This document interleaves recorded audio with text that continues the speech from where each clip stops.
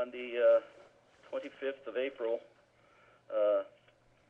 I'd come from a celebratory dinner by myself at a place called Judy's to go have a dinner after I'd successfully moved some of my property from my home down in Catalina up to the village of Oak Creek here in northern Arizona. On my way back, I have a tendency to get sleepy after I eat, as a lot of people do. I was held up for 15 minutes in a construction thing where they were taking road out. Long story already too short, I became sleepy. I had dust in my eyes. I was trying to rub it out, got some in worse, pulled over into a side street. There really wasn't an off-the-road place to park, but I pulled off as far as I could without impinging on other people's property. Got the dust out of my eyes, realized that 15, 20-minute delay, I knew that the food was going to make me sleepy. I said, I'm just going to take a little nap.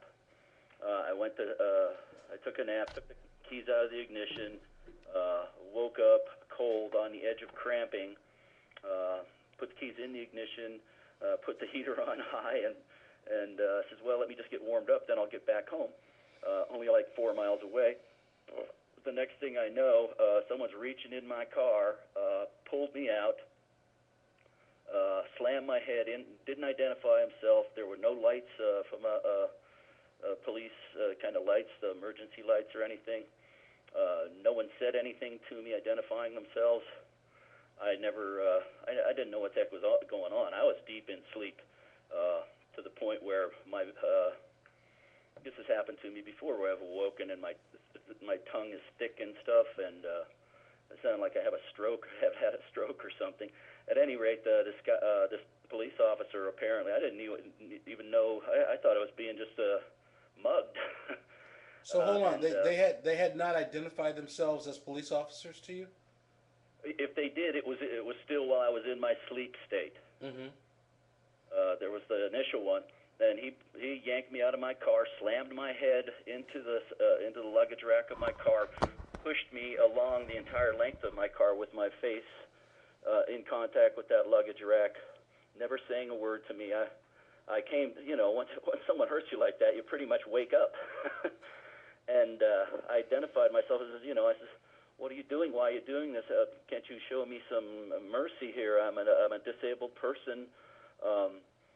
He said not a word, and I know that no word was said at that point because I was wide awake. What's the name of the police department? Sedona Police Department. Okay, Sedona, Arizona. Yes, sir. Okay. And they took you out of the car forcefully, and they never explained why they were doing it? Nope, not a word was said. And were you injured when you were dragged to the back of the car? Yeah, I was bleeding. Yeah, my head, I've got a broken bone in my I believe broken, at least deeply bruised bone right over my left eyebrow. Okay. And how many officers engaged in this attack that you're describing? One initially, and then he, according to the police report, called two others in. They knocked me to the ground and proceeded to stand on me with their feet and rub me out like I was a cigarette butt. Now, you mentioned again, no words, no nothing. You mentioned at some point that you were hogtied. Why did they hogtie you? You haven't taken the time to read this narrative of mine closely. That was the second incident, sir. Once I reached a detention facility in Verde Valley at where they hold people, I was transported to the Sedona PD, put in a holding cell there, and while they awaited a warrant, Judge Yancey had to sign a warrant to draw my blood, which they did, which I believe was tainted sample, as I could see a clear liquid in the syringe before they extracted my blood. Put back in the holding cell, I went onto my knees voluntarily to pray for forgiveness for anything that I had done to cause these officers to treat me so violently. And I knew in my heart of hearts that I hadn't done anything. I'm a pacifist, I'm a Buddhist, and I I prayed for forgiveness for them for the violence that they inflicted on me. I was transported from Sedona Police Department on 100 Roadrunner Drive in Sedona, Arizona, to a detention center, Havapai County Detention Center in Verde Valley, Arizona, where I was double cuffed when I came into that facility, above and below my wrists. I was escorted into a holding cell by 4 or 5 detention center staff who put me about a foot away from a wall, commanded me to get down on my knees. I explained that in order to do so, I'd have to bend forward. There wasn't enough room. I didn't even get that out. They slammed my head into the wall in front of me, took me down to the ground.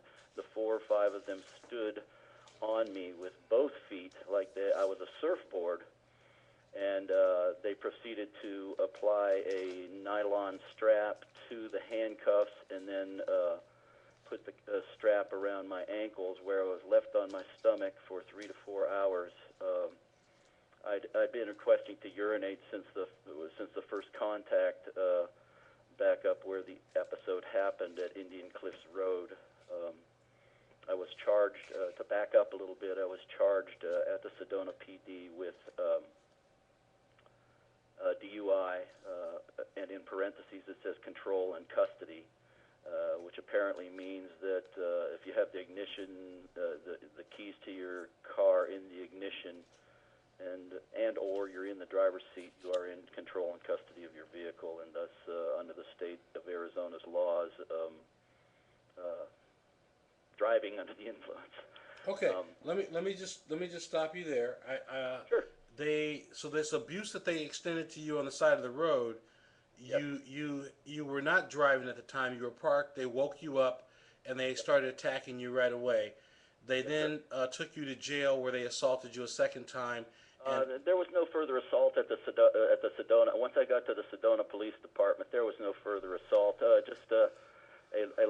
Everybody. It seemed like most everybody that was in their house was gathered around me, and as a person, I was not charged with anything other than that charge that I mentioned to you. There's boxes for resisting and all of that. I was charged with none of that. And, well, let me ask you a couple of questions about the reasons the officers used force against you. I'm assuming that they're going to try to explain this in their report, that there was some legitimate reason. I understand that they have up to a year. Yeah, hold on. I'm sure they're going to say there's a legitimate reason for what they did. What I want to know from you, and I'm going to ask you some hard questions. Did you ever do anything to fight with them? That they're going to claim that you did. I want to know, did you ever do anything to resist or fight back or put them at any risk of injury? No, sir. No, sir. The only mention that I see in the police report was that the officer claimed I tried to lock my door. There are automatic locks on the driver's side armrest, which I assume when that officer reached over me to get to my ignition switch, he inadvertently pushed himself. So the very sound of the click may have set him off into thinking that I was trying to lock him out. Obviously, the window had to be open for him to do that because the door was not at that point. Okay, let me ask you a couple final questions. You mentioned that you attempted to file a complaint. What happened with that situation? I haven't filed a complaint with the Sedona Police Department because I felt unsafe to do so. I believe, as I mentioned in my email to you, that there's a deep conspiracy and corruption in this community. At any rate, I did initially try to file a complaint with the Havapai County staff because of the extraordinary abuse that I experienced there. I was told that we started a phone interview with Lieutenant Smith at the Havapai County Detention Center. Mm-hmm. I immediately went into my anxious state because I was asked to relive the ugly details of that incident. I asked her if she was recording this so that things would be accurate. She said no, she's just taking notes. She continued to ask me the same question as to what it was that I did that prompted her people to react so violently. I would respectfully submit that I was already double cuffed, even though I hadn't resisted anybody or anything. I was in no shape to. I was concussed at that point and in shock. and I had a sinking feeling